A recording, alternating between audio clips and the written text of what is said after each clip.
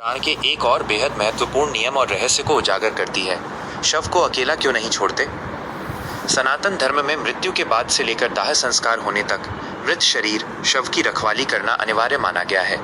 रात के समय या किसी भी वक्त शव को कभी भी अकेला नहीं छोड़ा जाता। उसके पास कोई न कोई व्यक्ति हमेशा बैठा रहता है। इसके पीछे छिपे पौराणिक, आध्यात्मिक और व्यावहारिक कारणों की पूरी कहानी इस प्रकार है। 1. बुरी आत्माओं और तांत्रिक शक्तियों का खतरा। गरुड़ पुराण के अनुसार जब शरीर से प्राण निकल जाते हैं तो वो केवल एक खाली मकान की तरह हो जाता है। परकाया प्रवेश। ब्रह्मांड में कई ऐसी अतृप्त बुरी आत्माएं, पिशाच और नकारात्मक शक्तियां भटकती रहती हैं जो एक खाली और बेजान शरीर की तलाश में होती हैं। यदि शव को अकेला छोड़ दिया जाए तो ये बुरी शक्तियां उस मृत शरीर पर अधिकार कर सकती हैं या उसमें प्रवेश कर सकती हैं। तांत्रिक क्रियाएं। रात के समय तांत्रिक या अघोरी शक्तियों द्वारा शव का दुरुपयोग किए जाने का डर रहता है, इसलिए शव की सुरक्षा के लिए किसी का पास होना जरूरी है। 2. जीवात्मा का दोबारा शरीर में प्रवेश करने का प्रयास। जैसा कि इमेज में भी दिखाया गया है, मृत्यु के तुरंत बाद आत्मा पूरी तरह से अपने शरीर का मोह नहीं छोड़ पाती। वो अपने परिजनों को रोते हुए देखती है और वापस अपने शरीर में घुसने की कोशिश करती है।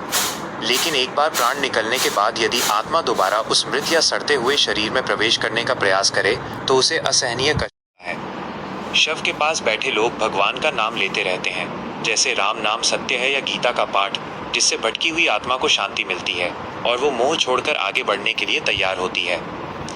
3. जीवों और कीट पतंगों से सुरक्षा। व्यावहारिक कारण।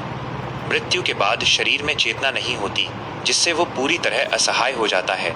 अकेले छोड़े गए शव पर चींटियां, चूहे, बिल्ली, कुत्ते या अन्य हिंसक जानवर हमला कर सकते हैं या उसे नुकसान पहुंचा सकते हैं। शास्त्रों में मृत शरीर को बहुत पवित्र माना गया है और उसका क्षत विक्षत होना या किसी जीव द्वारा नोचा जाना बेहद अशुभ और दुर्गति का प्रतीक माना जाता है, इसलिए उसकी निरंतर रखवाली की जाती है।